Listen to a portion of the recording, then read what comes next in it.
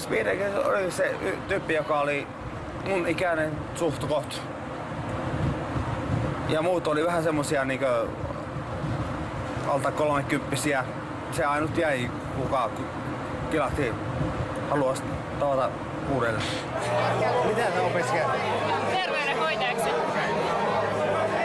Sinäkin. Minäkin. Se oli ulkonäöltä sellainen blondi, joka ei tajua mitään. Tuntee itsensä piisaaksi, siis minä. Se, että kun mä oon aina ihastunut terveydenhoitajiin, lääkäriin, sairaanhoitajiin, tämmöisiin.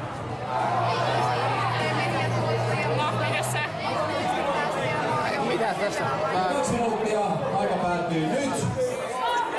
Siinä oli ensimmäinen kierros, kun te huomasitte, niin aika tiivistumaan. Kyllä, mä sain sen, mikä sen pari minuuttia sain puheesta kiinni, niin kyllä minä olen kynsiä ja hampain. Kynnet on purettu, mutta hampaat on ehkä jäljellä, mutta yritetään roittaa. Kyllä musta tuntuu, että se on kiinnostunut minusta. Raimohan meinasi myydä paidankin päältään. Pääasia kuitenkin, että ainakin mies itse uskoo, että valloitus on tehty. Pitää vielä ajankuluksi pikadeitata lauma loppuun ja lähteä siitä pureksituin kynsin raahautumaan blondin terveydenhoitajan perään. Tässä pitää, jos ei nyt pitää muita apuja ole, niin se pitää laittaa koirapartio Hakuselle ja viimeistään huomenna aamuna, niin kun päästään Turkuun, niin Tulli ja kaikki muut sitten, että.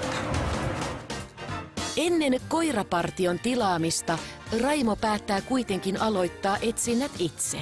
Disko tuntuisi sopivalta starttipaikalta. Jos mä täältä löytäisin sen naisen, niin sitä mä suhdetta, niin kyllä mä tekisin kaikki eri tavalla. Aloittaisin ihan puhtaalta pöydältä ja yritän välttää tulevissa suhteissa, mitä on virheitä tullut tehtyä, niin rehellisyys ja sitä kautta sitten tullut vähän mutkia matkaa välillä. Saanko auttaa? Me ollaan sankareita kaikki. Me ollaan sankareita kaikki. Häh?